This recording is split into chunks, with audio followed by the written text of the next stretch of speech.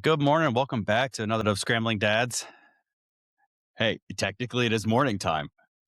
I love how you instantly go into laughing here. I'm just trying to greet everyone on their morning drive. I get it's nighttime for us now. I'm just trying to be a friendly face and voice for all of our listeners. But nonetheless, good morning. Welcome to another episode. We got a special one for you. We got the winner of the Reebok Classic put on by Bryson DeChambeau, Jimmy Elliott. He is a dad, has a job, is not a YouTuber, is not a professional golfer, although he is a good golfer, and went up against 5 of YouTube's biggest stars, 4 of which are considered pros, or I guess 3. I don't know if Grant's considered a pro or not, but he went up, played, won. So we're going to hear all about it. We're going to hear all about his negotiation tactics on trying to get a breakfast ball out of the first tee. You got to shoot your shot, man. So we're going to hear all about it. We're looking forward to having him. This is one that we put on the books probably 3 weeks ago. I've been location. Yeah. Been looking forward to having this conversation.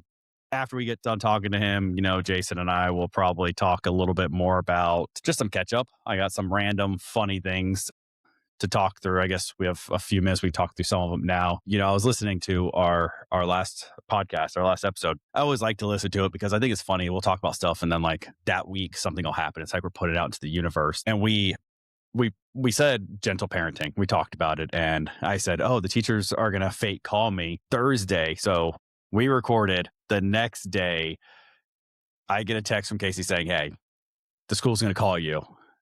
And I was like, you're kidding me. Sure enough, I get a FaceTime. Bella was being bad. And anyways, I talked to Bella, and the girl that called me texted and said, thank you. She went and apologized, and she's being better now. I said, awesome, cool. Let me know if there's ever an issue. And I guess Casey texted her asking what happened, or she texted Casey, oh, hey, Alex talked to her. And her exact words were, or Casey asked, is she being better? And she goes, yeah, but I don't know who wouldn't be because Alex scared me too. And I was like, okay, well, I guess it worked. Parents always say it, or the grandparents now always say it. I hope they take after you. So who does she take after? More you or more Casey at this age? That's a great question. I'd say she takes, I think this is not just, I'm not saying this because my wife listens. I think it's 50-50. I think there's certain traits that she takes. Like, she is me. She's a busybody. She's also me in the sense that like she is a pester. Like, she's constantly pestering, or constantly like me and her. When you get us two together, we just like, we play that little tap dance on Casey's patience. Like, we have fun with it. But she's her mom, and she's hard-headed, not in a bad way. Like, she's just strong-willed. Like, she knows what she wants, and she's not going to settle. And she has the best of her mom and the worst of me. I think it's the best way to put that. From it, then it might. You got a third person. What's going on? Can you hear me? Yes, sir. We can. I got you. Yes, sir. We can. What's happening? Not much. How are you? How are you? Oh, well, I say that we've been battling the flu over here, so it's like, luckily, my wife hasn't gotten it, and if she goes down, we're all down. I mean, we're done at that point. So that's usually how it goes, right? Yeah. So no, it hasn't been terrible. Only 2 of the 3 kids have gotten it, so the rest of us have been okay. So yeah, I know. Just a matter of time. Yeah, matter of Jason, is it just me, or are you getting feedback on Jimmy's computer? I'm getting a little feedback. Let me see.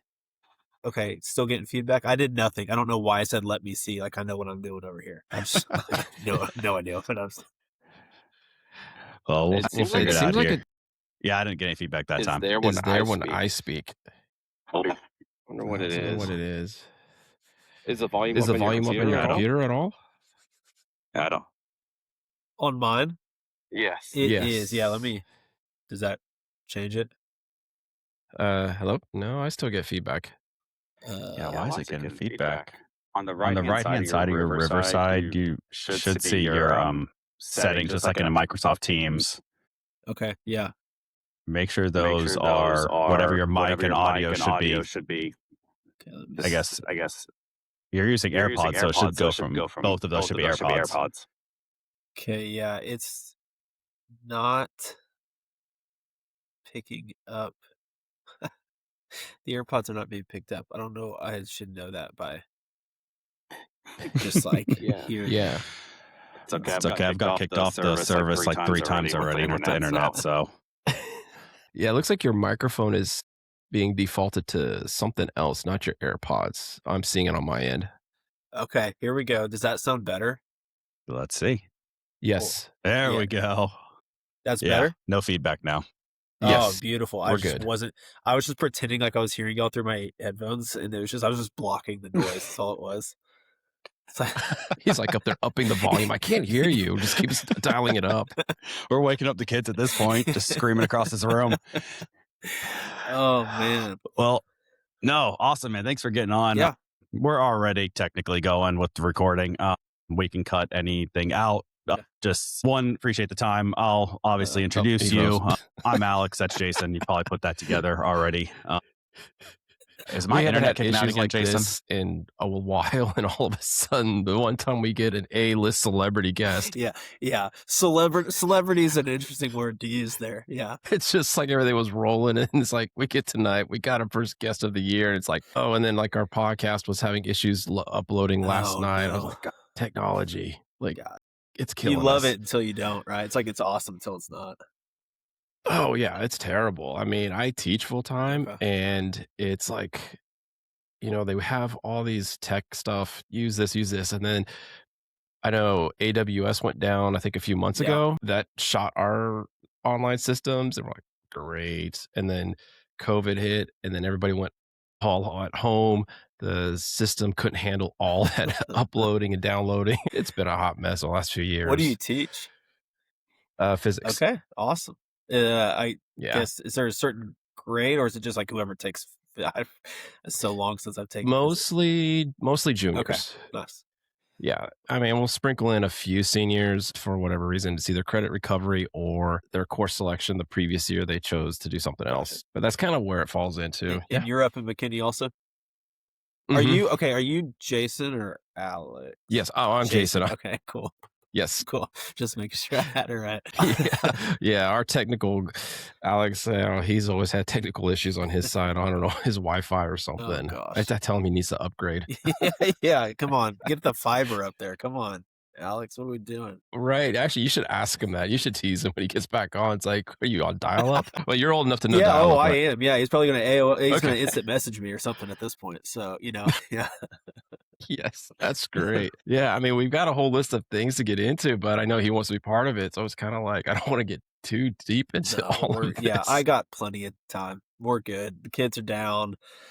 So if I make a funny face going by, it's probably because my wife's walking through to go get ready for bed. So, but that's because I'm in our bedroom. So that's where. Okay. Yeah. So, but no, I'm good on time. So don't worry about. Okay. Worry about me. Here he goes. Yeah, I mean, I moved locations.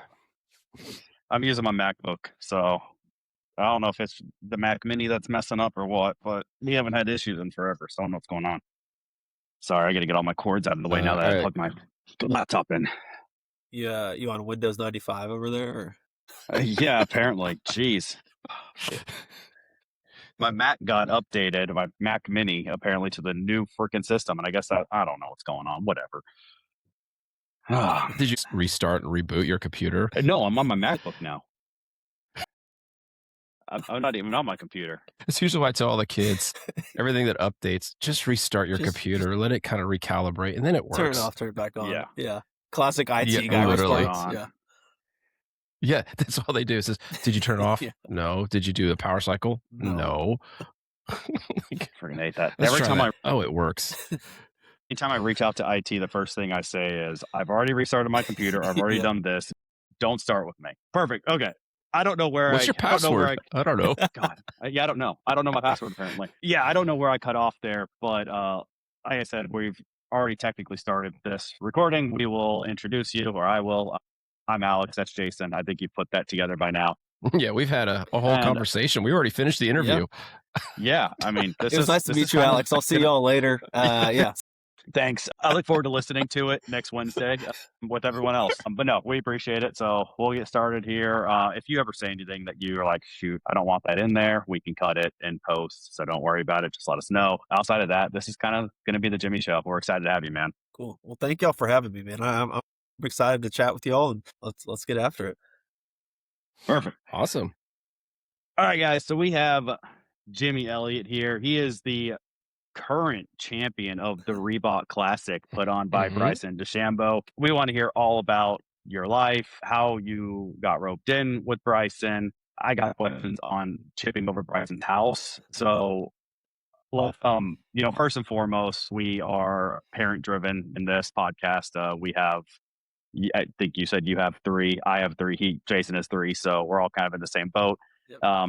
Would love to hear about Jimmy. What's the elevator pitch of Jimmy here? Yeah. Oh, gosh. So my wife and I, we've been married for 11 years. We got 3 kids. We have an 8-year-old, a 4-year-old, and a 1-year-old. So we've got some ranges between them, but we're in the thick of it right now. And I'm a financial advisor over in Fort Worth, Texas. And so that's really kind of the short and dirty about me. I like to play golf, obviously. Big people, my wife would probably describe me as a golf addict, golf junkie, one of those two. And so I've been really forcing my kids to hold a golf club in their hands at an early age in hopes that I can get the excuse to go out and play with them. That's what I'm trying to do right now. So how's that working with your 8-year-old? We've had this exact conversation on the podcast before. Yeah, it's not going great. It's my 1-year-old. Yeah, it's my 1-year-old who is the guy who loves golf. And so jumping a little bit, but with some of the funds that I won in the first video, we put a putting green in the backyard. And my son, my 1-year-old son, just wants to be out there constantly. And so I'm out there constantly with him, which is great. I do sometimes like lose him when he starts going around it because I'm like putting or chipping out there, and I'm like, oh, shoot, where'd he go? But I tend to find him. He's not fast yet, so. I mean, I don't want to jump awesome. ahead too much, but I have to ask this one question. Are you grooming him to putt opposite of the way he swings? Right. Yeah, great question. No, I'm going to, well, it's probably different now. When I grew up left-handed, because I started golf left-handed clubs in 95 weren't, like for kids, just like weren't a thing. And so I'm going to probably try to push him to just putt the same direction he hits. Yeah. Hey, Jason, I want you to key in on something Jimmy just said there. Left-handed clubs back in 1995 weren't really a thing, because I'm pretty positive you made fun of me for saying when I was growing up, left-handed clubs weren't a thing like 4 weeks ago on the podcast, because I am left-handed in all swing sports except for golf. Okay, really? Okay, see, like I that is strange for him. Bat left-handed in baseball, and so I played baseball before I played golf. And so when my parents handed me a golf club, I just turned it over and swung it left-handed because that's how I bat in baseball. Or like we played a bunch of street hockey growing up, and I'm a lefty in street hockey. But then you try to have me do like right left-handed or throw left-handed, and it looks like I've never played sports in my life. Say that's funny because when I did street hockey, I was left-handed, but I bat right. Well, I kind of bat switch, but I went to right, but then I golf right. So it's weird how the dynamics of our body picks one side per the sport or per how you're visualizing it. Yeah, if you saw me bat right-handed, you would be like, this guy has no hand-eye coordination, not an athlete. Well, I'm not an athlete. Let's be real. I'm just not. But it's like he's never swung a bat in his life. And then you just like put me down on the ground and I can swing a club, like a golf club right-handed. But batting, it's like it looks so uncomfortable. And so with putting, I'm just gonna go into this. So when I was 10, so I started golf when I was 6. When I was 10, I had a coach of mine say like, hey, you're naturally right-handed. Why don't you try playing right-handed? And so I played a tournament. It's like at this par 3 course. I ended up winning it. So I was like, and you're 10, winning it's a ton of fun. So I was like, man, I'm going to keep doing this. But putting, I could never figure out where the putter was aimed, and I can't see the line. And so I'll set up putting right-handed, and I have no idea where the ball is going. And so he was like, just putt left-handed. So I've unfortunately, or fortunately, I don't know how you want to consider it, is like I've used the putter like for non-putting reasons, like up against a fence or up against a tree, like way too many times in my life. Like I'm just like all over the map with the driver. So it's like, oh, okay, just use the driver or use the putter to hit it, to advance the ball. But So I'm stuck with it. A lot of people think I have the yips, and a lot of times it looks like I do, but it's not. That's not the reason I putt left-handed. Hey, Alex, maybe we should start putting left-handed since we're sucking right now. At least I'm not to the claw grip like you. So we're not, gauging. Wait. He's got You've never demons seen on me that. You're saying actually he's got use it. demons, fun putt. He's like reverse claw or something like that. No, I'm just messing with. I've never putted for a round scoring wise. I just was on the putting green at the putt view place where we go, just messing with the claw, just trying something. Never done it. The worst, if you want to call it, I went to a broomstick, which actually was my best putting. And I got rid of it because it was just too cumbersome and awkward. Yeah. It made you feel old. Let's be honest, it just made you feel old. Yeah, the old Bernard Dude, Longer. I am old. You know my eye back. You know I'm pushing half a century here. Yeah, exactly. All right, well, let's get back to some parenting stuff because kids 8, 4, 1. That is, you are in the thick of it. Are you the first? Do you have siblings? There's your wife. Like, was there nieces and nephews that kind of prepared you for what kids were? So I have an older brother, so I'm the youngest of my family. It's just two of us. And so he had 2 kids prior to us having our first. It kind of helps, you get to see it a little bit, but you're also a little bit removed because when you don't have kids, you're like, oh, a dog's like having a kid. And you're like, and then you have kids, you're like, all right, dogs are nothing like kids, right? It's like, No. yeah, it's not even close. And, but my wife, she's got an older brother, so she's the youngest as well, but they had their first just like a couple months prior to us having our first. So it was still kind of a shock to the system. So our oldest, our 8-year-old, he has special needs. And so he has a rare genetic abnormality where his 11th and 22nd chromosome switched in an unbalanced translocation. So it's called Emmanuel syndrome. They told us when he was born, there was like 500 known cases in the world. And so like the range of outcomes is like, there's like, we don't know, it's like, we don't know what life expectancy looks like. We don't know how he's going to grow up, because they're just like, there's not enough data. And so that threw us for a little bit of a loop. So for his first year of life, he had a trach, which is like the breathing tube, and he had a G button, which is the feeding tube. And so it looked a little different probably than most parents, but at the same time, it's like having kids is having kids regardless of like the medical issues. You're still like waking up in the middle of the night. You're still trying to be like, are we doing the right things? It's like, it's the same questions. It's just, they look a little bit different just because there's like a medical aspect to it, but it's no different than y'all. It's just being like, are we doing the right things? And I don't know if we are yet. I'm not sure if we are yet. We're still trying to figure that out. I don't think any of us know. Yeah. Jason at least has a little bit of a roadmap because he has 2 older kids. He started over. Started again. But so yeah. I've got one out of college, one in college, and a 2-year-old. Okay. Yeah. Congrats. Yeah, thanks. Is it congrats or I'm sorry? I think it's a little bit of both. Depends on the day. Yeah. So I got to ask though, is with your son, is that something y'all knew prior to having him with any of the testing? Like, did you know that he was going to have some disabilities? So they had seen something on a scan that put us into like the high risk category, but what they told us it was going to be is, I think it's called like Dandy Walker, where it's like there's like fluid at the base of the cerebellum, and like, oh, you probably just need a shunt. That's kind of all it is. So it was still a little bit of a shock when he was born. He was born with like a cleft or a cleft lip, so like a C, like a do it this way. It's like a C instead of like the cleft palate. Some skin tags, and then he was super small, so like hypotonia, failure to thrive, that type of scenario. So it was a little bit of a shock to us. We kind of had like somewhat of an idea, but the extent of it was a little bit of a shock for us. So what you're saying is you essentially have a medical degree at this point. Yeah. I joke about this because my wife, she wanted to go to nursing school. And then, she met me and put all of her dreams on pause to marry me, which was a terrible, great decision in my eyes, but like anyone else. Say the past 6 months has been pretty good for her. Yeah, pretty really good. Yeah.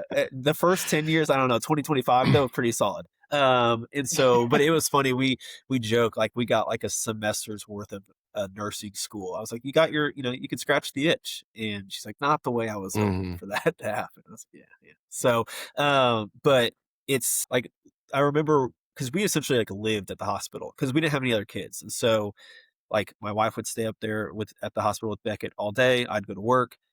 I'd meet her back at the hospital, and then we'd like take shifts to go home and shower, change. I'd get clothes for the next day at work, things like that. We'd do it all over again, which, you look back and you say, you know, is for us, it was good that it was our first because, it was like we could both be there, kind of both do that together. We ate way too much hospital food, ate way too much frozen yogurt at the hospital. It was like a freshman 15, it's like, but it was like the hospital 15 for us. We can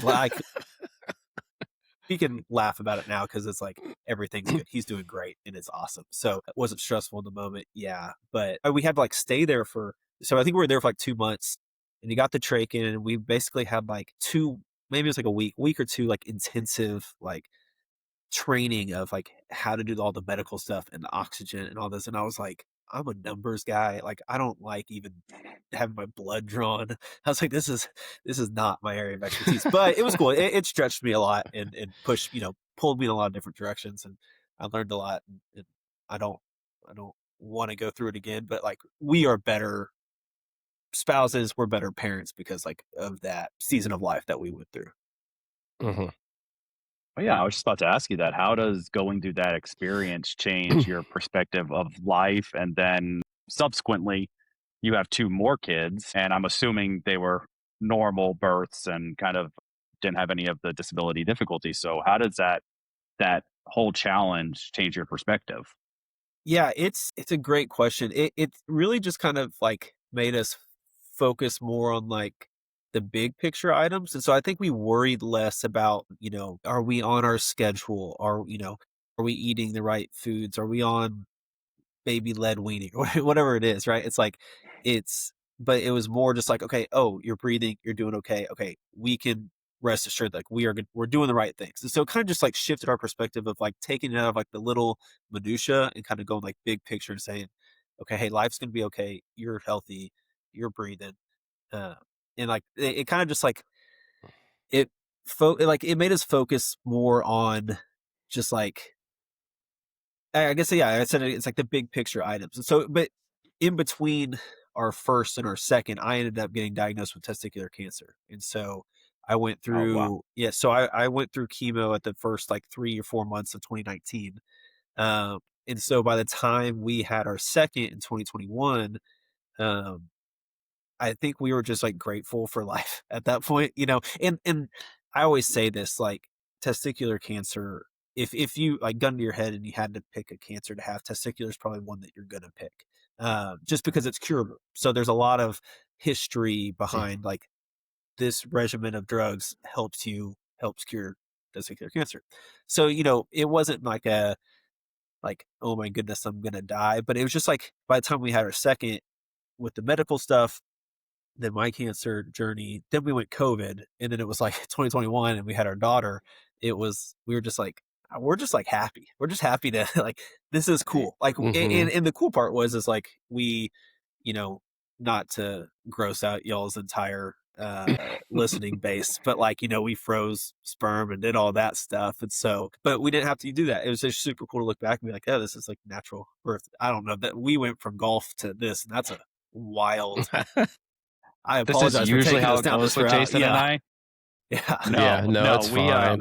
We start with an agenda on like every podcast, and I think within the first like 30 seconds we're already on something else. So this is great. I'll say it's because you guys are like super inviting and comfortable. I feel like y'all are my friends because I'm joking around with you guys. Like y'all are great. I love it.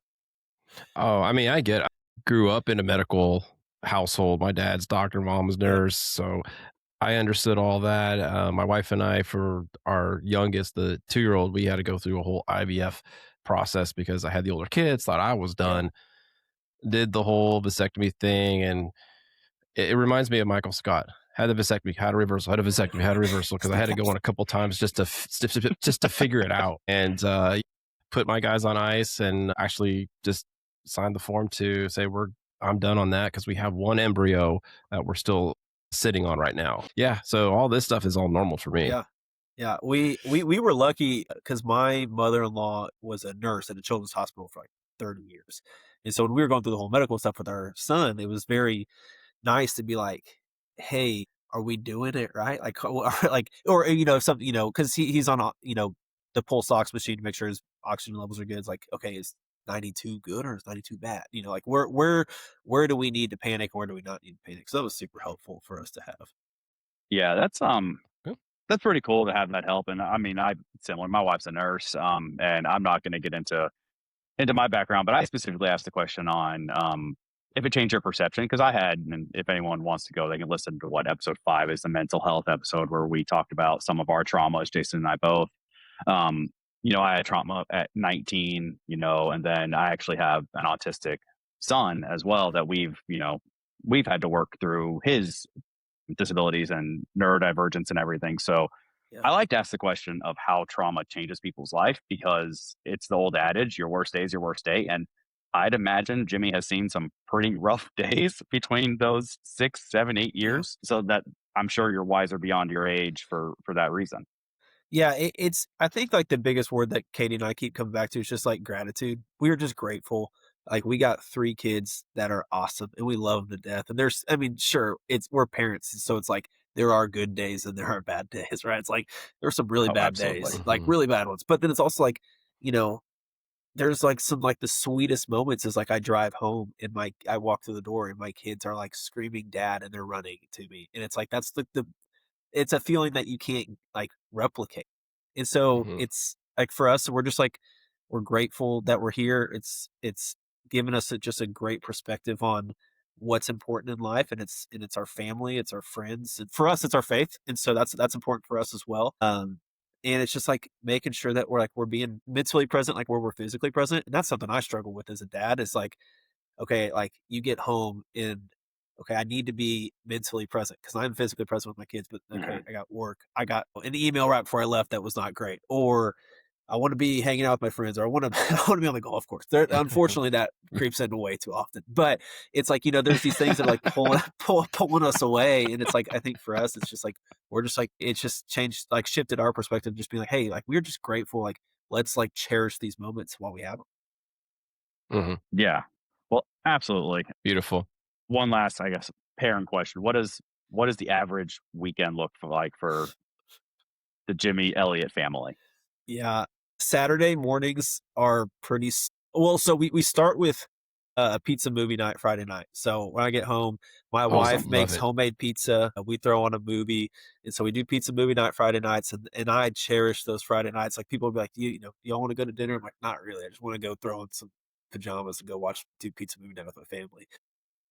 How are you doing? Saturday mornings are typically pretty slow for us.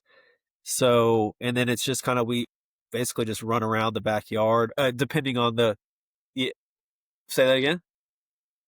I was just saying, how do you do the pizzas? You got your own pizza oven? Do you have one of the unis? Like what do you got here? Oh gosh, now this is gonna go down a whole nother road. We're low key in that sense now. I will say, like, yeah, my wife does. She's in her homemaker era right now, where she's like doing like the sourdough bread and doing it all. So she's making, we're there, and I am a benefactor of that. Like I love it, and so he's like, we're there, yeah. And so she makes like sourdough pizza bread and does like homemade, sauce, and it's delicious. Now I can't eat pizza out because I think it's so good. But no, we just throw it in the oven. That's all we're doing. It's really lame. Yeah, we just throw it in the oven. Nothing special there.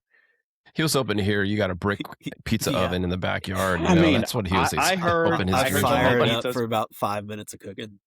Yeah, no, it's pretty. It's just in the oven. So. That's funny. We have a pretty similar Saturdays are tradition. Typically pretty slow for us.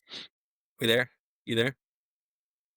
Yeah, there we go. He's intermittent. Okay, awesome. It went in and out, and it kind of skipped on me. Go ahead. Saturdays are slow. All right. Yeah, Saturdays are slow. Typically pretty slow morning. Then we're just kind of like chasing the kids around for the rest of the day. Whether sometimes it's soccer, sometimes it's my son plays Miracle League baseball. We're just kind of like hanging around the house. We're homebodies. We kind of live out of town as well. And so we are big homebodies. Sometimes we'll go hang out with my brother and his kids, or, hang out with some friends, but it's typically Saturday and Sunday. Sunday we'll go to church and then, come back and, during football season, we watch a lot of football. I went to Texas A&M, but my wife and I both went to Texas A&M. So we are big Aggies. And so that's, Saturdays we're watching A&M football. I'm also from Houston originally, so I'm a Texans fan, and so Sundays we like to watch the Texans or throwing on some PGA Tour golf, just depending on, just depending on what tournament, what tournament's on. And exactly. There's some I'm not. Is Tiger back? Yeah. No. Is Scheffler playing? No. Yeah. Is Rory? No. Yeah. Even being from Houston, like I don't tune into the Houston tournament, so it's like it's not the most exciting thing in the world. But we're pretty low key. We're like I don't play golf on the weekends. It's just not taking 4 to 5 hours is when I'm gone Monday through Friday. Just ain't it for me at this season of life. Maybe later, but yeah, we're pretty low key. So let me ask you this. So it sounds like you play golf during the week. So is it work golf like my buddy Alex does? It's I love that question. No, it's funny because people are always like, all the financial, because I'm a financial advisor. All the financial advisors I know play more golf than the pros. It's like, man, I just really don't play that much. And so what we belong to a course in town, and what I typically do is I'll drop my son off at school. I'll go hit balls for 30 minutes before work and then go into the office. And so that's kind of how I keep it together. And then I occasionally play for work, really not that much. Like I think I just recorded my 20th, I guess it's January now, but like that, I think the round that I played in the Reebok Invitational was like my 21st round of the year. So it's like, but like it peaks. And so like I play the club championship at the club we belong to, but that's 3 days in a row. So, it's like, I kind of like peak it in the summer, or, if like we've been like fantasy football group, we've been doing this since our sophomore year of college. We get together every year. We'll play once or twice. Things like that. It kind of just like they lump together. But I try to hit balls before work, just like keep my game up for whenever I do get the chance to play. So when do you typically get to play then? Because you're saying a lot of practice and it's sporadic, but if you had to average it out, is it just... It's really like, that's a great question. It's probably funny. If I brought my wife and she'd be like, he plays way too much golf. You're right. And I'm like, I don't play that much golf, right? It's like that whole dichotomy of who thinks, what's the barometer, like where you're at. I would say it's mostly like I'll go play like 9 holes, late in the afternoon, like when we're not daylight savings or whichever, the one where we got the long days. Yeah. And so, leave work, go play 9 holes, and then I'll come back and meet Katie and the kids for bath time, bedtime, things like that. So we just kind of like, because for me, like I said, I've played golf since I was 6, and I played basically every day till I was 18. Almost played in college, but decided against it. Went to A&M. But when we were first married, I basically gave up golf, not because I was mad at it or hated it. We just didn't have any money. Mm-hmm. We didn't have any money to play. So it was one of those things where it's like I kind of just took a couple of years off. I mean, I'd play like if we were in town for Christmas and my parents wanted to go play, I'd go play with them, things like that. But when my son was in the hospital, golf kind of became an outlet for me to kind of like get in my own head, like just be able to process what was happening while we were like in the hospital stay. And so I started to really enjoy just hitting balls on the range because it allows me, it's kind of where I do my best thinking. I don't really worry too much about swing thoughts or swing feels or, what's happening with the golf swing. It's just like, it's a place for me to kind of disengage from real life for a little bit. So sadly, and I play a lot by myself because golf is like one of those things where it's where I kind of process everything that's happening. So maybe that's like the competitive side of like, I like to also prep for tournaments and things like that. But I just rarely go out and play with 4 guys unless it's like a specific guy's trip type thing. So that's a that's a lot of words to answer your question of, I'm not really sure when I fit it in. Like, I'm still trying to figure it out. I'm gonna give the backstory first, and I'm gonna say this is, how like when girls start dating a new guy, it's like they'll tell their friends, and their friends go on this whole thing of like Facebook stalking and Instagram, and all of a sudden they become a private investigator. Yeah, I do the same thing with the gin.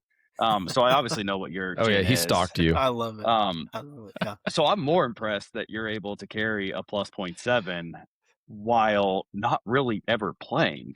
Like, just hitting balls is great for swing mechanics, but that doesn't help you play better golf. Yeah, I'd say like it's the gin's hard because like as if like let's just say so the last weekend of June is the club championship. It's a 3-day event. I'll probably go play like 3 or 4 hole loops because there's an easy like 3-hole loop, 4-hole loop that I can play and still like make it to the office on time. Or in enough time where there's not like, where is he? You know, that type of thing. So, so, and you can't post 4-hole rounds. And so like, I will get some like actual, playing actual golf holes in. It's just never like not never. It's just not a lot of like, here's 18 holes, dedicated time. Yeah. Mm-hmm. I really do love when my friends' birthdays comes around though, because it's always like, hey, you want to come play for my birthday? And I'm like, hey, Katie, it's for my friend. It's not for me. Like, I don't want to miss family time for me. Like, it's not my choice, but he asked. It's his birthday, So, I really love friends' birthdays. So really big into that. Wait, that sounds familiar, Alex. I don't know what you're talking about. I never use that excuse. I would never. Am I the only honest one here? No, my wife just knows better than to believe anything I say on that. Yeah. But it's funny. Like, there are times where like I haven't played since the Reebok Invitational. So we're at what, 8? Because we filmed on the November 19th, so probably about 2 months. And we're getting to the point where like I'm getting a little antsy about it. And Katie's like, you could probably use a round of golf to like unwind. I was like, yeah, I think I could. Yeah. So she knows me well enough now that it's kind of like it's also just like I said, it's a place for me to escape, but it's also like playing with my friends is like, I love it. Like, that's some of my favorite things to do. And so it also makes me more present when I'm back home, because it's not like I'm wishing to be, when it's too long of a break, and then I'm like, that's all I'm thinking about. But yeah, I mean, I got a rut that way too. Like you, I'd be playing, like, obviously with the education, it's like summers I spike play, then I sits for a while, and then Shelby, my wife, she's just like, you need to get out. You've just been sitting around, you're looking bored. And it's like, just go to the range, go play, go hit. And it's like, yeah, I mean, wives understand. They see it. Yeah. They know we want to just do something. Not even 18, because that is, gosh, nowadays it's 5.5 hours just to get 18. Yeah. Yeah, it's pretty bad these days. Katie's great about it too, because she knew when like she was marrying me that like this was my thing. I don't know if she knew the extent of it, but she knows like it's like we each have to have our individual time to like recharge, come back to the family unit, and like then we're there fully present. And I try to do that with her as well, of like, hey, like, you could really use a night out. Like, just go ask friends to go to dinner. I'll handle the kids. So it's kind of like it's a push and pull. I'm just trying to like make sure that we have time for hobbies just to stay sane, because parenting's hard. And so yeah, you got to have your own health. And it's refreshing to hear someone say that they are pushing their wives to go do something too, because I think you have a lot of golfers are just bad.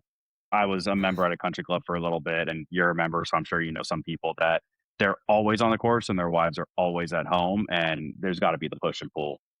Definitely, 100%.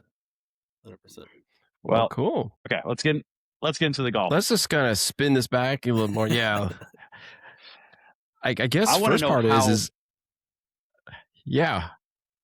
I would say, I think we're on the same track. How you got started with Bryson and doing the competition to get the shot over his house. How did that all happen? Yeah, it was just like an Instagram Google form. So for this probably would have been December 1st of 24, some early December of 24. He posted something on Instagram that said, hey, if you'd like to be a part of, of a video of mine, fill out this Google form. So my buddy actually sent it to me. So I filled it out. It was, name, email address, where do you live? What's your handicap? What are your social media profiles? Which is funny because I'm not like a big social media guy. I'm kind of a fly under the radar guy, which is funny now. But back then it was very much like hey, I just kind of like fly under the radar, kind of, use social media to just like take in my favorite sports teams, things like that. Didn't hear anything back. And then like the day after Christmas, he reached out and said, hey, we'd love for you to be a part of the video. Can you send us some swing videos to, make sure that you probably weren't, I'm assuming it was so I didn't like lie about my handicap, would be my guess. So I sent him, or put a ball through his house. yeah. At the time, I still had no idea what I was doing, but yeah, looking back, he's like, yeah, I don't want this guy just like, belly into one right through the windows. And so I sent him a couple swing videos, said that looks great, did all that. And so about on the 30th, so because we filmed New Year's Eve of 24, so on the 30th they're like, hey, meet us at this location at 9:30 and we'll take you the rest of the way. So still have no idea what I'm doing, don't know these guys. I mean, I know Bryson, but like I don't know like the other guys I'm communicating with. They got hoods. My and my wife was like, I legitimately think you might be getting kidnapped, like, can you trust this? And I was like, yeah, of course I can. So I was like, here's our life insurance, like, just in case. No, and so it was like, and so she's following me, I'll find my friends, and turns out, it was legit, it was legitimate. And so I still don't know what I'm doing, I know nothing. They essentially just said, hey, we think, be prepared to film for 6 to 8 hours. And I was like, man, what are we doing for 6 to 8 hours? I was like, Jeez. that's a lot. Because they asked me, they were like, hey, do you have any injuries? And I was like, no. My back hurt just slightly, but I was like, I mean, that's just like old day. So, but they're like, because we could be filming for 6 to 8 hours. I was like, man, I have no idea what we're doing. So we get there, pull up to his house, or they meet me at this place, and then like, hey, just follow us. And so we go to his house. And at that point I had an inkling of what we were doing, because, so you're right, this is New Year's Eve of 24. In November, that's when he did the whole hole-in-one over the house challenge. And so my wife and I actually were following along with that. My wife was super pumped. Like, she would like send me the video before I could even look at it, be like, hey, he almost made it on day whatever 12. And so I had an inkling about what we were doing, but you have no idea. And then they're like, so when they say, you have 7 hours to make it and it's for $100,000. So it's like, it's pure reaction. Like that's genuine reactions, because I had no idea what we were doing. And that the money was like, it was going to be $100,000. So, and then, so what happened was I took 3 practice swings into the net to like warm up. That was my warm up, 3 practice swings. I was like, man, this back needs a lot more than 3 practice swings. And then from there, it was the 5 shots, and I never swung my clubs again. So it was 8 swings of a golf club, and then I hung out at his house for the rest of the day. Yeah. Oh my God, that's crazy. That's fantastic. So what y'all do for the other 5 hours? Yeah. We were like, we make it, we did the whole celebration. We look at each other like, so what the heck are we doing the rest of this time? Because like, come to find out, like, they're like, we didn't think you were going to make it. And not just like you, we just didn't think like anyone's going to make it. And just anyone. Yeah, anyone. And so we like, he gave me a tour of the house. We ended up going to lunch, me, him, and the film crew. We played basketball. He's got a little basketball court, played some basketball, threw the Frisbee. One of his film guys played the piano. We were just like in the house, just like hanging out. It was really neat though, because in the tour, like the week prior, he had just gotten like the invitation from Augusta to play in the Masters. So he let me like pull that invitation out, like look at that. At the time, he was the reigning US Open champ. So he had the actual US Open trophy. So I got to hold that, take a picture with him on that, which was super neat. And because, like I said, I'm a golf junkie. I've grown up playing the game, so you actually get to see the names engraved on the trophy. That was cool, like really, really cool. And then so we just kind of like hung out, and then it was New Year's Eve, and so I was just kind of like, all right, I should probably get back home at some point in time, because you can kind of tell it kind of died down. It was like, all right, thank you all so much, I appreciate it. Like, this has been a story I'll never forget.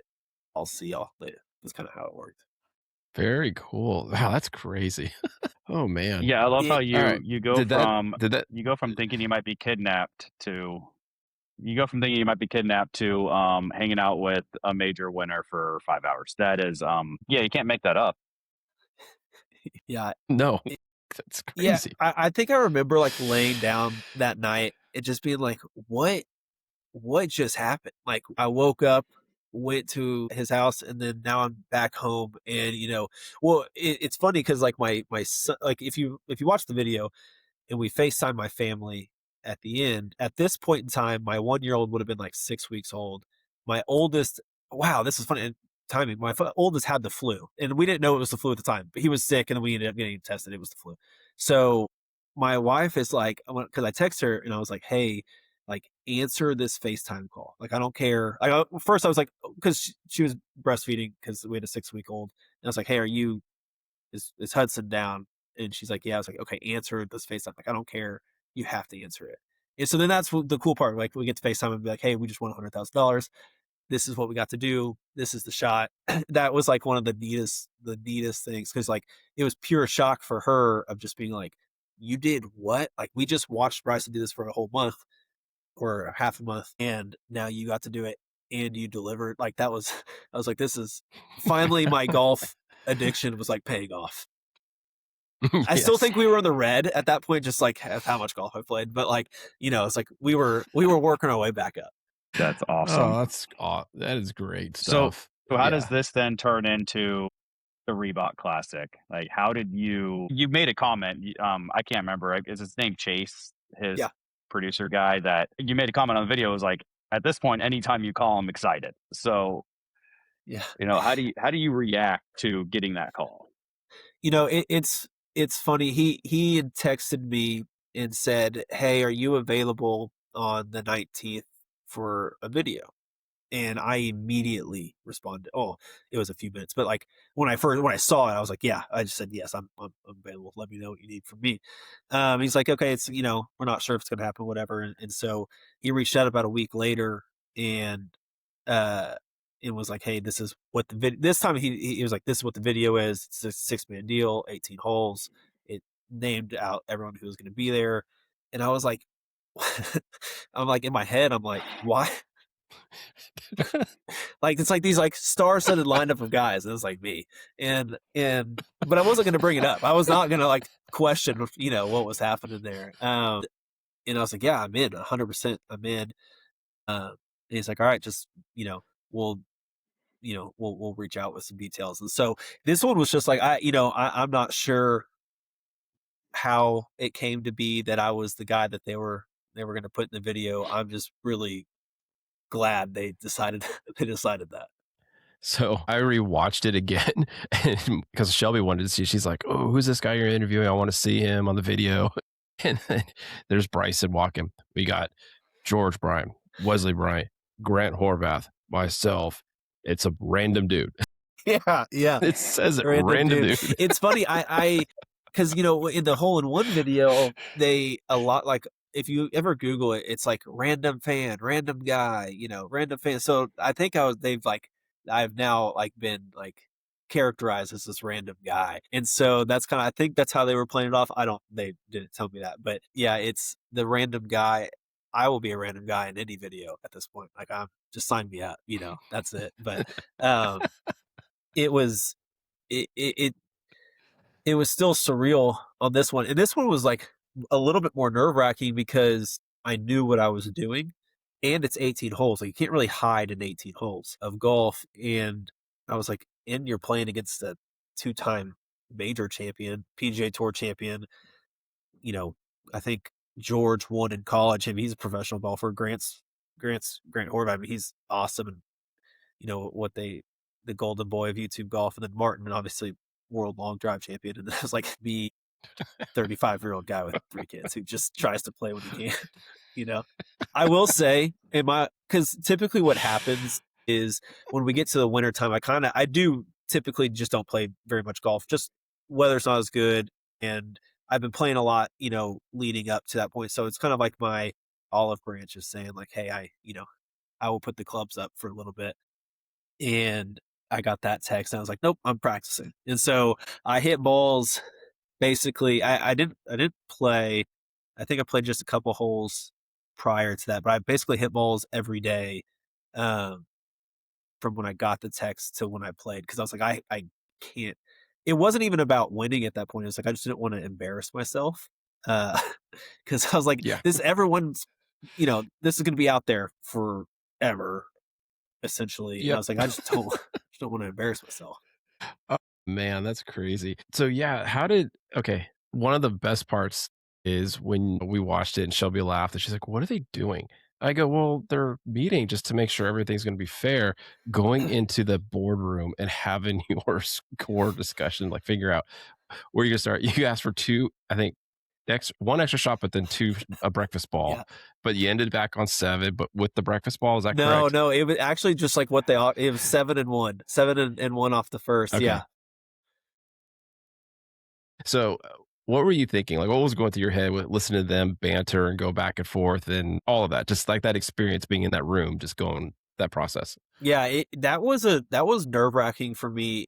That was probably one of the more nerve-wracking parts, frankly, just because that was like the first time that it was like, oh, we're filming, like this is, or we're recording, or however the terminology is, but like this is live action stuff. And so and I don't, and I don't know these guys, right? Like I've just met them in the parking lot. Essentially, I get there, they mic me up, they give me some of the Reebok stuff, and then they're like, all right, we're going to go talk about this. And so I met Bryson, obviously, in the first video, but, just met Grant, just met Wesley, just met George, just met Martin. And I was like, I don't know their personalities. Like, I've seen videos, I watched their videos, so I kind of get that. But I was like, I don't know how this is going to work. So it was a little bit nerve-wracking. I had 7 was what I went in thinking was going to be a fair number. Just, yes, and like I am a scratch golfer, but it's also Bryson. So you're playing off of Bryson, and he's really, really good. And so just from like a negotiation standpoint, I was like, all right, just ask for one more. And then 2 off the first, we always just play that way at home. So, so I was like, this will just be funny for me as I like look back and laugh at this. But it was actually pretty neat because like I think it was Wesley and Bryson were like, no, only give him 6. And then I had George and Grant be like, yeah, I give him 8. He's never done this before. I was like, so I had these 2 sides of the table of being like, arguing for and against me. So it's like, it was just kind of like, it's one of those like pinch me moments where like, what's happening right now? You're like, wait a minute, this is how I play. It's weird. Like, how are you going to tell me I need less strokes? Yeah. But yeah, it was fun though. That was a good, I thought it was really neat just because it kind of like loosened everybody up, like, and it was just a fun way to start the video. And then from there, we just went and hit balls. And that was the first time I seen Bryson hit in person. That was the first time I seen Martin ever hit a driver, which is just insane and violent. I was like, my back hurt watching him. And yes, Martin was awesome. He was a hoot all day. And then getting to ride with Grant was just awesome. But yeah, the from like a nerve standpoint, that boardroom meeting was actually kind of nerve wracking for me because it was like just the 6 of us with a couple of the film crew. I was telling Katie this. I remembered the film crew from the first video. And so when I saw them, it actually was a comfort level thing for me. I was like, oh, like, hey, how's it going? I know their names. They know me. They're asking about the kids, things like that. So it was actually pretty comfortable. And then you're in there and you're like, okay, now I'm with like the guys who are playing. And now I'm a little bit nervous. That and the first T-ball were probably the 2 most nerve-wracking things like of the video. Yeah, and you got that first T-ball out there pretty good, if I remember. It was, yeah. I came back. Grant was like, "Were you nervous?" And I was like, I held up my hand, and my hand was like shaking, and like involuntarily shaking, and I was like, "Yeah, I think I'm nervous." But typically, my driver is like a weak spot of my game. I could miss left with the best of them, like absolutely can just nuke it left. And my wedges are typically the best part of my game. And in this video, my driver was for the most part on point, and my wedges just felt off like the whole time. So it was like it was a weird round for me. I was like, I'm not used to playing from the fairway. I'm used to having to like punch out from under trees and like scramble for par. And so I was like, I hit like the first few fairways, and I was like, I don't know what to do. Like, I'm not used to this. That's strange. I know. It's like I'm not as good as you or Alex because my background is just mostly baseball, and golf was more of a hobby for 20 years, homegrown, didn't take a lot of lessons or anything. And now I'm really trying to pick it back up more proficiently. But yeah, it's like everything was always in the trees, always in the rough. And then I got pretty good at trying to get the recovery shots. And then now I'm finding myself like you, like I'm in the short Yeah. stuff, and my approaches are terrible Yes. because I don't know how to do this. Yeah. I'm like, yeah, it's like I'd have like a wide open look and be like, where's the tree? Like I need to send it under a tree or over the tree. Like, where is it? Not used to this. Hey, can I actually put my ball over there just so I can just get a better position? Make my feel so comfortable. So, and okay, so you rode with Grant. How did they determine who rode with who? Was it just random draw, or just Bryson said you're with him, you're with him, you're with him, or the crew decided who was with who? I'm not sure how it ended up being that way. There was like 3 carts for us, and they're like, all right, Jimmy, just take the far one. And then they're like, we think we'll put Grant with you. So maybe they had it predetermined. I'm not sure, but I credit Grant a lot with how I played. Grant and I have, maybe he disagrees. I think we have pretty similar personalities in the sense of we're just kind of like giggly, happy-go-lucky guys. And so, we called ourselves, like, or someone, not us, someone called our cart like the wholesome cart. And I was like, that's nice of you to say that. But like, it was just like a fun, he was great because, they have like the GoPros on the windshield. And so he took care of doing that because, it's just things that I don't know about or know how this works in terms of filming a YouTube golf round. And so, but he was so great. It's like, especially like on the back 9, he's rooting me on at the same time chasing me. But it was like a genuine, like, hey, I really want you to play well, which was like super, super great. I told Katie, I was like, and it's nothing against any of the other guys. I was like, I think if I ride with anybody but Grant, I'm not sure if I play as well as I do because he just made me feel super comfortable in the cart. Oh, that's awesome. So is one of the things I caught very early on, and it could have just been in jest for just content, but when Martin snapped at him, did it end pretty quick, or did Grant, because there was a couple clips later that Grant was like saying something like, gosh, I can't believe it's like he did that or something, and he wasn't sure if it was still ongoing for a couple of holes. Like, is there more behind the scenes that weren't was shown, or I have zero recollection. I had zero recollection of that happening. So when I watched the video, I was like, when did he say that? And then I look and Martin's like in our cart talking to us, and I'm like, yeah. And I have no recollection of it. I can tell you every single shot and every feeling that I was feeling, but like for some reason, like I have no clue. And it's probably like I just missed the green with a wedge. And like I said, my wedges are typically the best part of my game, and they were off. And that was kind of the beginning of that being off for that day.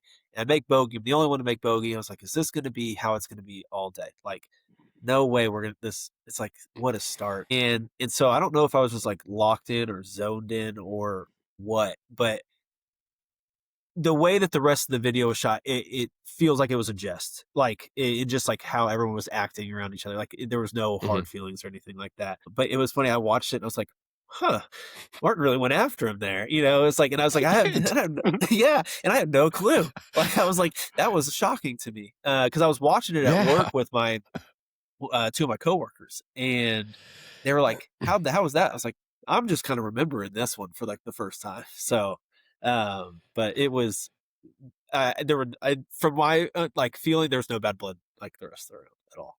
Because I know Grant looked scared. He was like, "What did I do? What's happening?" Martin is a pretty big individual. I'd be a little scared too. Exactly. Yeah.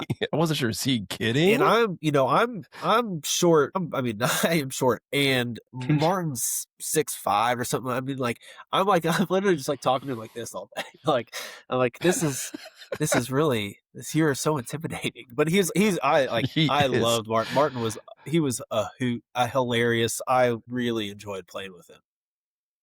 I just don't know how you kept it together and played with that big of a human wearing that small of shorts. Yes.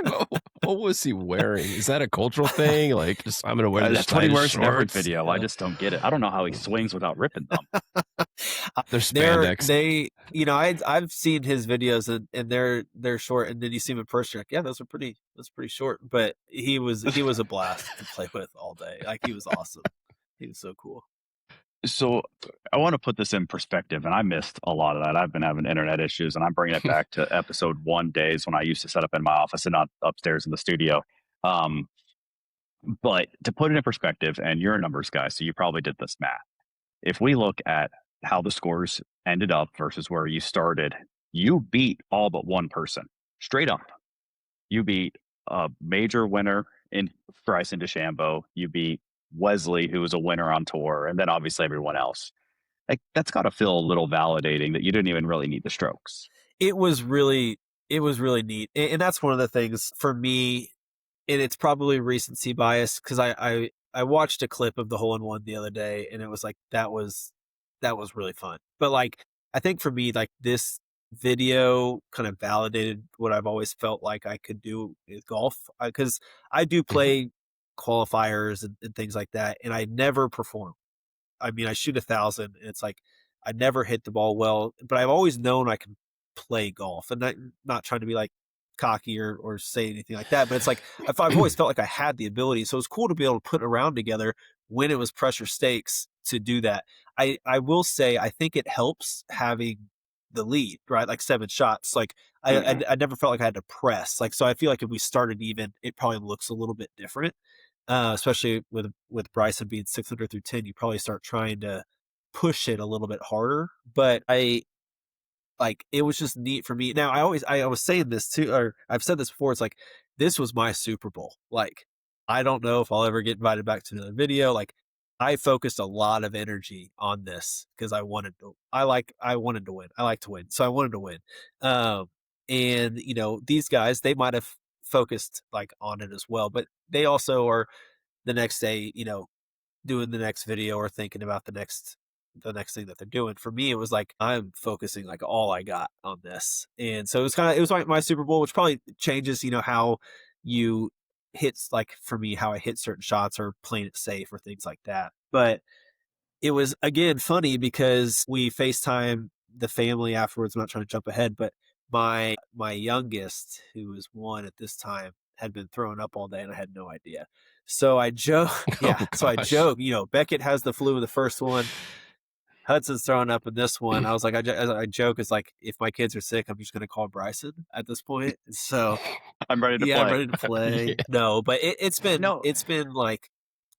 neat because like it is like it did validate some feelings like of how I feel about my golf game. But I also think like I said, I haven't played since, but I have a feeling like I'll be able to kind of like use some of those memories and just be like, okay, I have performed in high pressure situations before and it's worked out. It's like I don't have to like be nervous about not performing, I guess. Yeah, no, but a lot of what you said there is validating because I'm similar to you. I'm a plus 0.5, and I've done some mid-am qualifiers. I played the Dallas Amateur Championship before, stuff like that. This year, I'm going to try to play in the Texas AM qualifier, not the mid-am.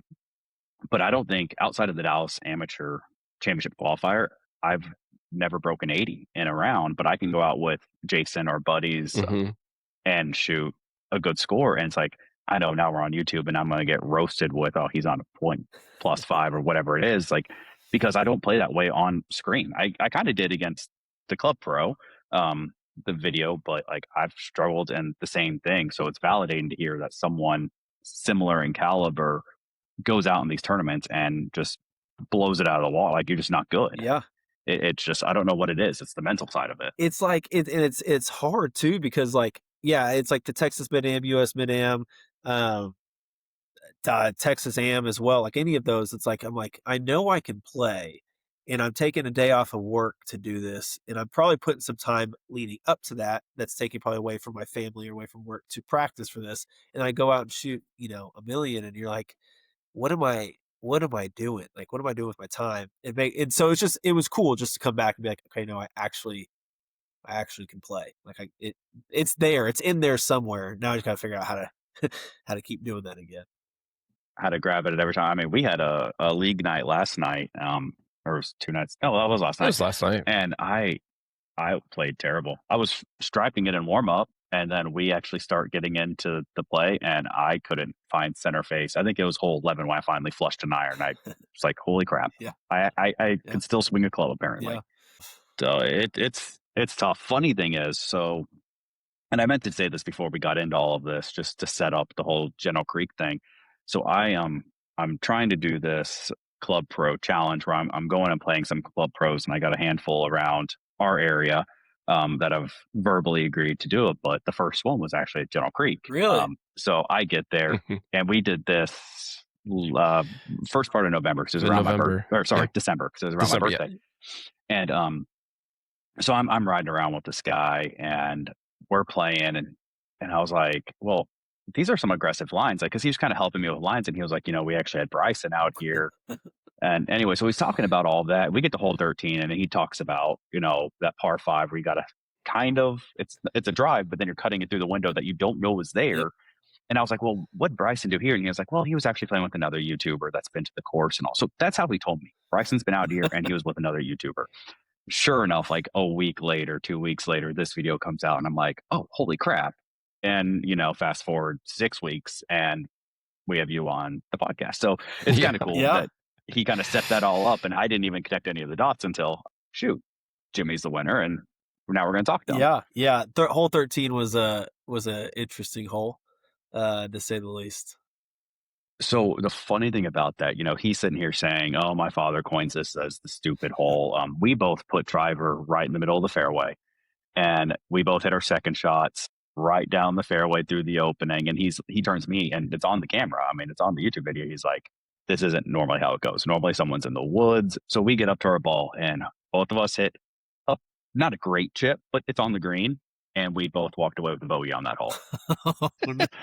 Both 3-putted. It was like, you gotta be kidding me. Like, that hole just has that one's numbers. It bit you a different way. It is an interesting hole. Like, and I had played General Creek once, but this would have been like 2019. And so I like knew the hole, but I forgot that a left miss is a lot better than a right miss. But yeah, it's a goofy hole for sure. Yeah, I mean, you can't see the opening, so unless you're playing with someone that's been there, and that was the first time I'd played it, so I was glad he kind of was giving me lines. But no, that's awesome. That is it's cool that you were given that opportunity, and you get to say that you beat major champion and a few other pros. So I guess going into 26, you already said you really don't play much, but you do qualifiers. What are your competitive goals for this year? My ultimate golf goal is to qualify for a U.S. Mid-Am. I'm just not. I can't qualify for USA. There's no chance. I mean, just the kids are so good. I mean, it's crazy how low they can shoot.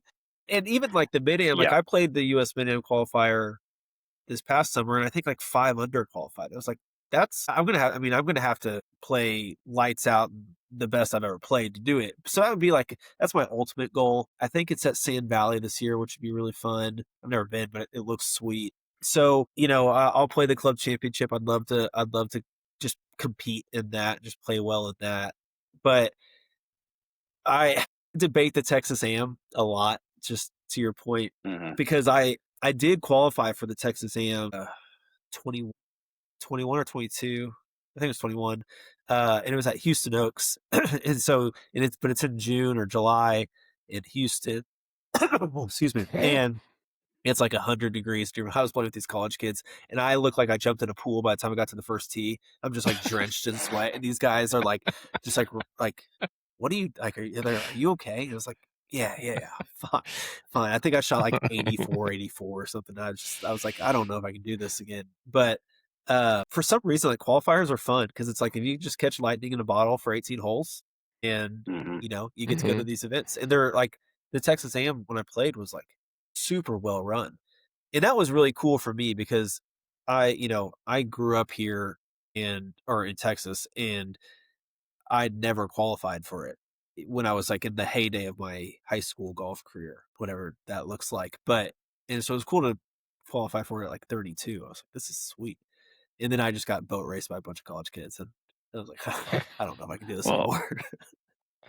The other cool part too about some of those are you actually get to play some pretty fun courses. Like the U.S. Mid-Am that I did the last one I did, because I haven't done the past 2 qualifiers, was at Lakewood Country Club. Yeah. So I mean, that's not a course you generally just get an invite to. So I played that one. Actually. So we played that Yeah. together, and I'm pretty positive I shot like an 84 or something like that. I birdied the third hole. I went like par birdie, and I was like writing my acceptance speech to the Masters at that point. Like I had won the whole thing, like the whole US Mid-Am, and I think I like went like bogey right after that. It's like, yeah, that sounds about right. So there you go. There it is. So you'll get this then. I can't remember what hole it is now, and I'm not going to try, but there's the two holes that go up against each other, and it has the lake in the middle. Yeah. And then the chipping green is up here. So you remember that hole. I hit my driver into the fairway. I have a wedge. I'm thinking, this is going to be great. I shanked it right next to the chipping green. No. And a guy I worked with was actually playing in the qualifier as well. Guess who was on the chipping green? I was like, you're kidding me. This is Luckily, I walked over and I hit a good chip, but it's like 4 feet. And he was like, good recovery there. I was like, thanks. Like it was a cold shank. It was so bad. Such a bad feeling. So that's the hardest shot in golf, the one right after the shank. Easily the hardest shot in golf is the one right after a shank. And I've had plenty of those in my day. But no, it's neat. Like I'm just hoping that I can take like this momentum into playing into these events. But I think for me, it's like I have to not put so much pressure on myself in those events, because at the end of the day, no one cares what you shoot but yourself. And it's like it goes back to being a dad. It's like my kids are gonna be happy that I'm coming home, regardless of how I play that day in an event or a qualifier.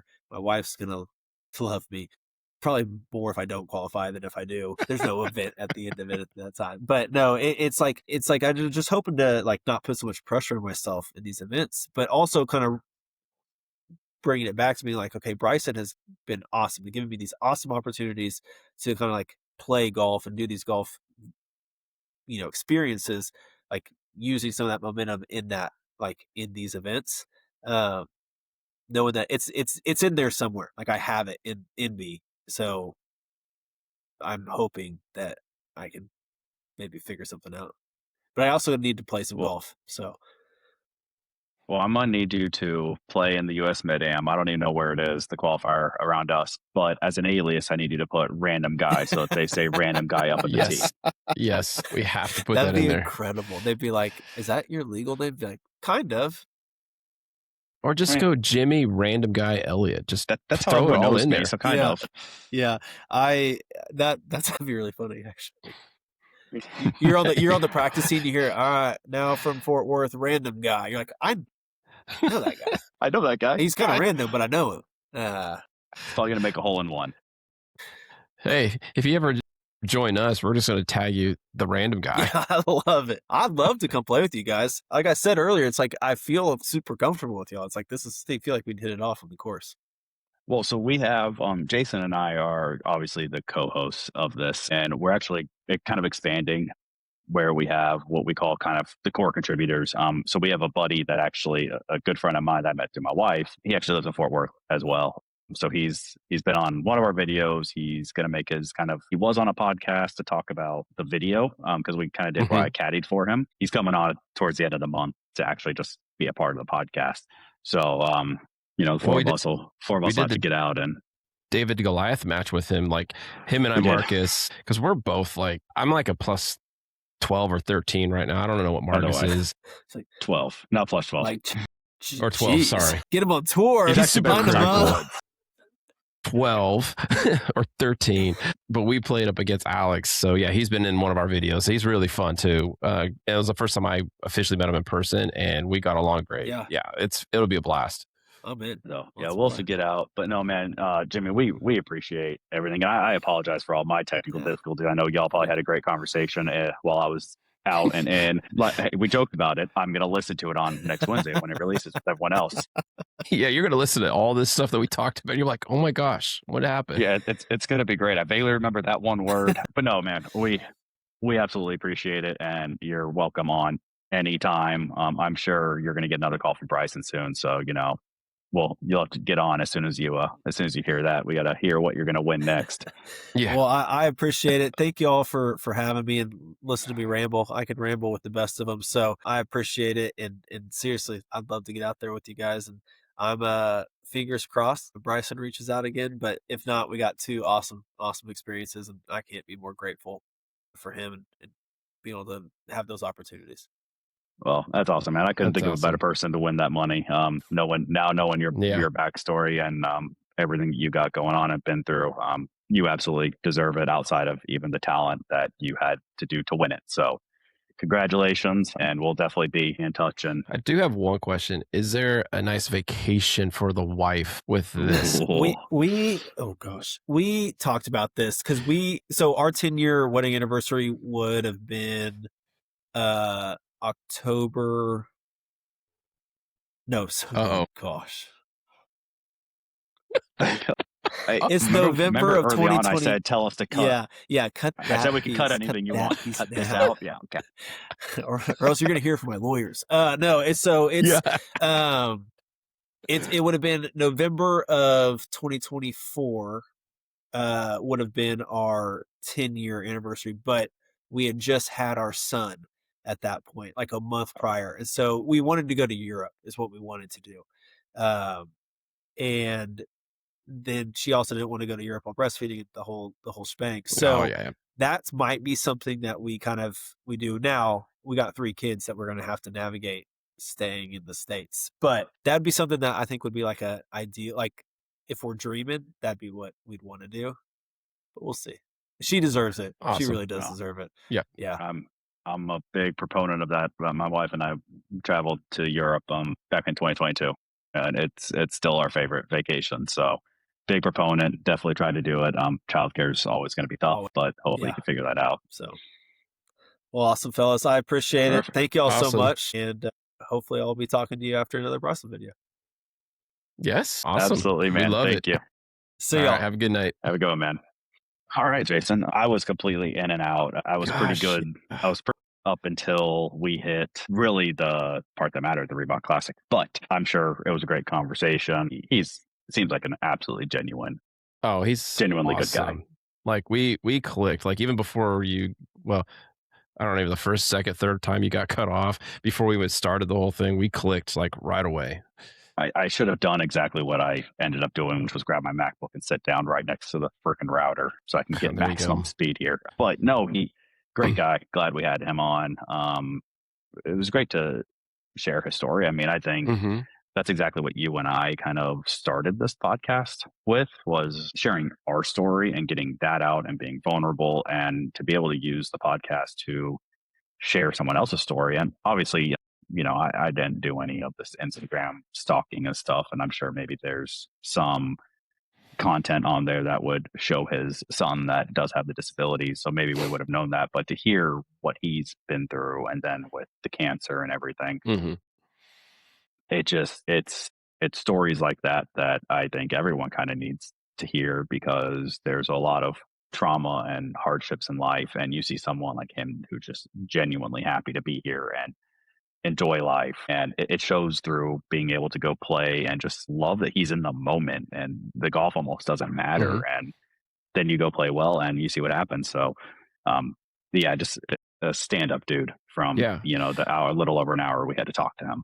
Right. I mean, he even said it perfectly how we even describe what we're doing. We love the families. We want to take care of them, take care of our wives, and yet still trying to find that balance for golf. And, he's doing it. He's finding that way of putting a little bit of effort in just before work, just trying to navigate it while he's not taken away from his family. And that's what we both try to do. I mean, we're at IGP at 4 or 5 in the morning, just to get those reps in, and so we can get back for the family, or doing it at a time where we have a opportunity to go. So we're doing the extremes, and that's awesome to hear that other guys are doing it as well. So hopefully we'll get him on again. Hopefully we'll be able to just go out and play with him. But let's do a quick little check-in here. We said we kind of touch base. We tried to do it before with internet issues, but now that my internet issues seem to be solved, we had league night last night, in which we played god awful. I played god awful. You played a lot better than me. It's funny, you left and I sat down to do Instagram and kind of just get some stuff done. Cause I was like, I'm here, let me just get it done. I don't want to mess with this. So I sat down on the couch there and was working. And then afterwards I hit a few balls, and I seemed to figure it out as soon as everyone was gone. It's just like the minute I pick up speed is when I start to fall apart. And Ben's been saying that he's like, train at 50%, train at this, train at that. So I started grabbing my driver and I was swinging at like 85 miles an hour, which is 35 less than I typically do, 40 less than I typically do, somewhere around there. And that seemed to help a little bit, but it's just funny how it completely fell apart for me. I mean, that's probably the worst you've seen me play. I was really shocked that, like, I mean, I had the mindset and like, I know I'm like, hey, he's going to take care of business and I'll fill in the gaps where I can. Just, a couple holes here and there. But yeah, for you to have I mean, it was pretty much a longevity of the span of the match that I was like, in my head, I was like, I don't know what to tell him because he's already probably processing so many things that he's getting frustrated. And then he's just now overanalyzing everything in his head. And it's like you said, maybe just stepping back, breathing, and just slowing it down. And you just got to that rhythm at post the match. I'm really frustrated that I wasn't able to hear about the General Creek and Reebok Classic side of Jimmy, because I did have a lot of questions. Because I mean, I think it boils down to, it has nothing to do with the content side of it.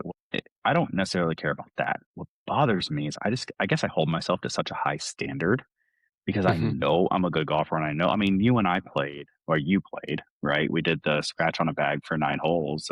And your journey to the 5%, right? That video will be released sometime in the next, 2 to 3 weeks, right? And afterwards, we did a couple other we played 3 more holes of just some short form style stuff.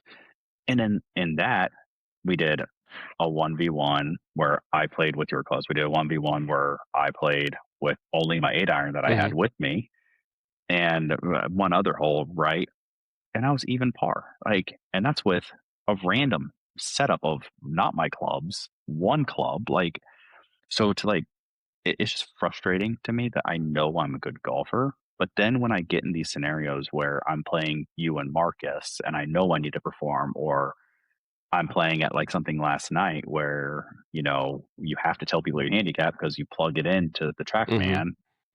And I'm like, oh God, what are they going to think when I don't play to a plus 0.5 handicap? I'm like, I'm in my head and I don't need to be.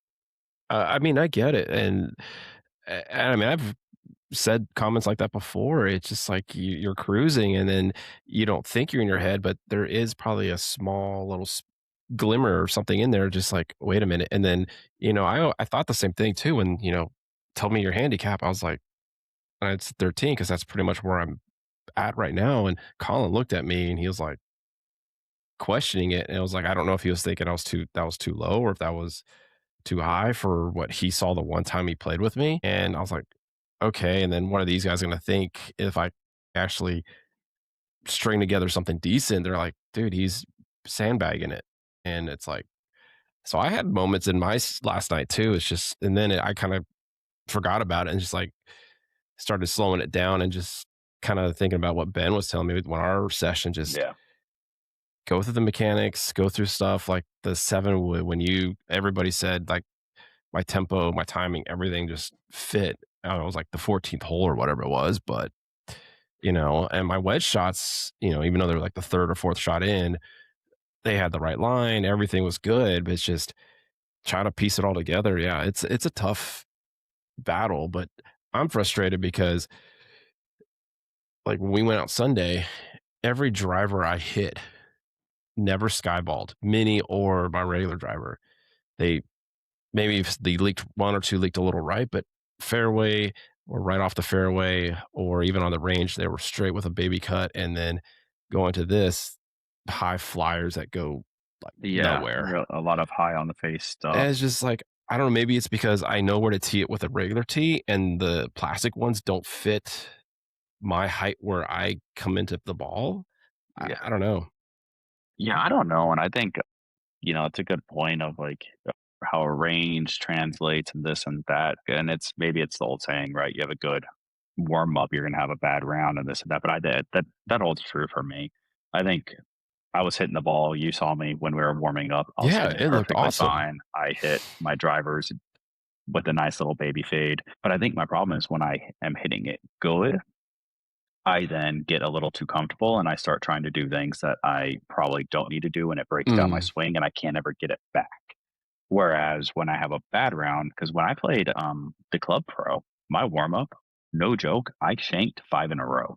First 5 shots, shank, shank, shank. And in my head, I'm like, holy cow, I'm about to go play a Club Pro on video, and this thing's going to end in 9 holes. Like, he's going to beat me straight 10 holes. We're going to be done 10 and 8, and I'm going to be a freaking laughing stock here. But then I go play, and I think it's because I had such a bad warm up that I was like, you're going to focus on one swing dot, and we're just going to see what happens. Like, you take it to the basics, whereas when you're playing good, you try to do 20. You're like, oh, I'm going to try to cut. I'm trying to fade it. I'm feeling loose. I'm feeling solid. We got to do what they did with Tin Cup, put a tee in your hat, put it backwards, sideways, just totally make you forget about your swing and think about, like, I look like an idiot. Just hit the damn ball.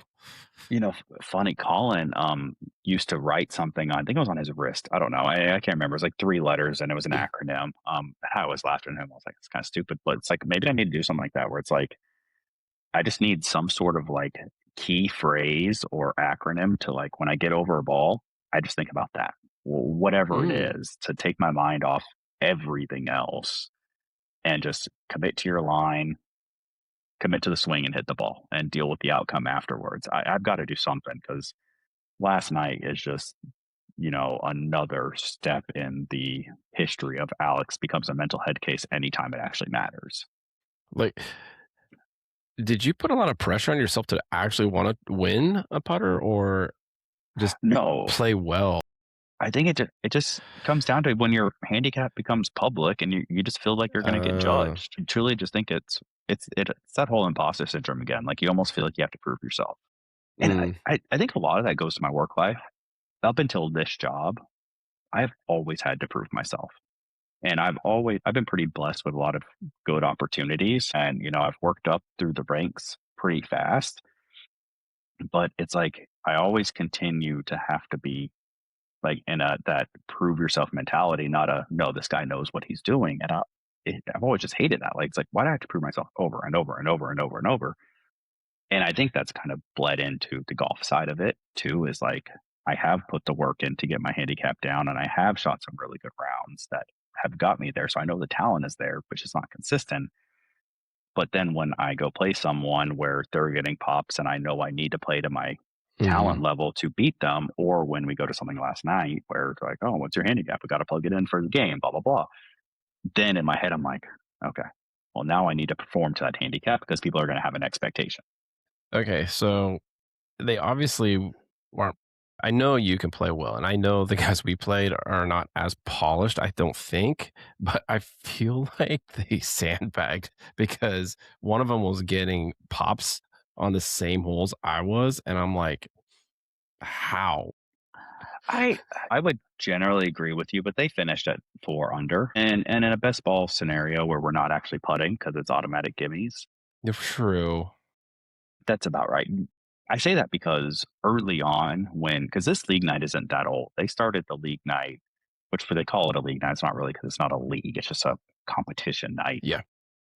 But anyways, one of the first ones, they had a guy come in and he was like, well, I'm at this handicap. And that team ended up going like 17 under because that one guy specifically. So I think if you're finishing anywhere from 0 to 5 under on a TrackMan best ball scenario with half the handicaps, with half your strokes, I think that's an accurate number. So for them to finish 4 under, I just think they were getting all of the bounces, which happens on TrackMan. Oh my gosh, yeah. I mean, I think it was again one of the early ones. Have you met Eric, the coach up there? He's a lefty. Yeah, I only briefly met him, and it's funny you bring him up. I'm actually getting a lesson with him, a combination him and Ben, on Monday. Eric's a really good guy. He's a good one to get a lesson from. He knows the mechanics. He's a really good golfer. I think he's like a +2, and he's got some speed. But awesome guy. But he played as a fill-in, and same thing. He was getting all the bounces. He would hit it 15 yards left, and it would catch the top of the hill and roll straight to the pin, like it was last night. So I think sometimes it just kind of is what it is. It's kind of what Jimmy just said. catch lightning in a bottle and you go perform. And that's kind of what these league nights happen. Like a twosome just happens to do well. Mm-hmm. So again, I don't think they necessarily sandbagged. I just think they were getting all of the bounces. There was a few times that was like, okay, they got some good shots in, but when you're a member of several clubs and you could play every time you want to, I guess you got to have some talent. No joke. That was that was insane. But no, so we had league night. Gonna have to play better at some point. Gonna have to practice more, but it is what it is. So but I had a lot of fun, this whole thing with the camera, being on camera, being in view, because Jimmy said he just plays by himself. Like, I played by myself for years. No one watched me. No one was videoing me. No one was there to help kind of analyze and talk to me what was going on. It was my escape. And it's helping me grow on that side of the game, just being on camera, feeling more comfortable with eyes on, especially last night, and just kind of getting over the whole feeling the pressure of like, I have to perform, in the sense that, guys are all gonna laugh at me, but then it's like, it's more comforting to see like even some of the best guys, and not just, I know you had a bad night, but just even the guys we played with, just, all right, they're gonna shank it, you're gonna shank it. Like, just to be comfortable that it's gonna happen, and just, we've talked about this. We have to forget about it and just focus on that next shot and that next, situation, whatever we're gonna do. And so that's helping me. And my journey is, I'm going to sign up for the Grint Tour probably this week, and I looked at the calendar, saw some dates that I think could work with the locations, and I'm going to probably sign up for 2. Just if I sign up for 2, put 2 on the calendar, that puts me more committed to push myself. Yeah, and similarly, I've got to look at the calendar and see when the Texas Am qualifier is, because it's typically in April. So it's probably about to open. So I need to sign up for that and sign up for the Mid-Am qualifier, but that's not until Texas is typically June, July, and then the US one is in August. Funny full circle story that Jimmy and I played in the same qualifier. Funny. It's all public record. I can go back. It's all on their past scores are all on their website. So I can easily go back and look at where he was. But yeah, I'm with you. The camera's never been my challenge.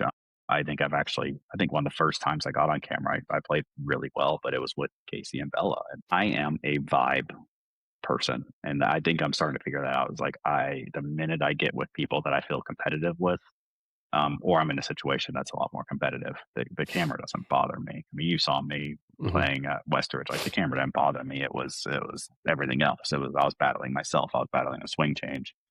But I go out and play 18 holes with Marcus on scratch on the bag while helping caddy for him, while being cameraman, and shot a 74. So it's like, it has nothing to do with the camera for me. It's all mental and competition based. So you just kind of hit on that. You were focusing on Marcus. You were focusing on the camera, the content. You didn't think about your swing or your thoughts. I didn't, and that's what I'm saying. I'm really frustrated that my internet was going in and out during that whole conversation, and really frustrated that I didn't think about coming down here sooner. Probably partially because everyone was still awake and it would have been loud. But the little bit that I caught about Jimmy was like, he was just happy to be there. So in his mind, he's like, yeah, he said he was competitive, but like, it was just a cool experience, right? In his mind, he is having fun. He's grateful. He said that gratitude. Him and his wife are just full of gratitude with where they are. I've got to adopt that, because I think that might be maybe the key to me moving in a positive mental state. Maybe also get to that next level. Yeah, just be happy with where you are. Be thankful that you're out on a golf course and enjoying a hobby that you are semi good at, and see where it goes, and just stop focusing on the swing. Yeah, because that's the part that gets me. It's like, I either hit a good drive and then I follow it with a bad approach, or a good chip and a bad putts. And it's like, I know I have the shots in me. It's just, I've got to get to a point where I can start stringing them more together. But then one blunder leads to another blunder. All right, got to rebuild, recoup, try to reset. And then it just kind of spirals. Luckily, most of my rounds haven't snowballed like they used to. It's like, I'll get a little hiccup and then it backs up get on track. Little hiccup, but I can get back on track. Yeah, absolutely. Well, I'm a little more frustrated that was going in and out because I kind of missed some good banter opportunities. He's an Aggie. My Hurricanes are in the championship. We beat them. We whooped that butt. We just have to have him back on again. Gonna have to have him back on where I can get him with some of this. But no, we'll figure it out. So we're working towards your 2026 goals. We obviously know what mine are. That's it. One thing I didn't tell you, and it doesn't really matter. You left yesterday. Yeah. You're gonna get in that conversation. And I hung out, and as I'm hitting some balls, Machine actually came up and was like, "Hey, we had 2 guys back out of the PGA show next week. Can you go?" I was like, "Dude, no, there's no chance in hell I can go. Like, work is like there. If I had known 2 weeks ago, I probably could have figured it out. But like, giving my work 4-day notice is just not going to happen. So it was a little unfortunate that I think Colin's actually going, and they had someone else that they were asking that if he says yeah or if he said no, then they would have asked me next. But I was like, no, I can't go. But it was just funny that almost came back up again where I could have potentially been going to Orlando, but yeah, they didn't. So it is what it is. Well, I met Dave and I saw Travis, so maybe one of these days soon we'll get something with working with them. Yeah, absolutely. So excited. Next week with Colin being gone, we're gonna shift some stuff around. It's just gonna be Ben. Yeah. Well, I don't even know, Bull. We might just do you and me. I would say we'll bring Marcus on, but he's actually going to be in Vegas for a construction convention. Okay. I'm pretty positive, so I don't think he'll be able to get on. So we're going to shift some stuff around. Okay. I don't know when he leaves. Maybe we can record, Monday night if he's leaving on. Well, not Monday because Miami's playing the championship. Tuesday, whatever it is. Well, Tuesday won't work because that's my birthday. Oh, Jason turning 48, right? 49. 49. Oh, you're 13 years older than me. I thought you were 12. Yeah. And Thursday's is Miles' birthday and Callan's anniversary, so that is definitely a no-go. Oh, look at that. All right. Well, we will figure out the schedule. Like I said, we have the scratch on a bag, or I say scratch on a bag because that's what we did. But it's the new series of chasing the 5% club. Jason is obviously trying to play and shoot under 80. So break 80, which apparently there's a stat out there that says only 5% of all golfers ever do that.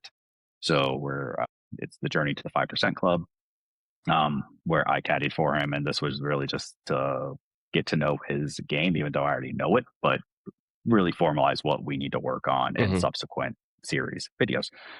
So that'll come out soon. Outside of that, it's just kind of pushing forward, trying to get some more guests on. We still trying to lock down a few more. Machine wants to come on. Obviously, we have Ben, Marcus. We have all these moving parts. Really exciting. A lot of moving parts, but really exciting. Yeah, a lot of good stuff. 26 is looking up.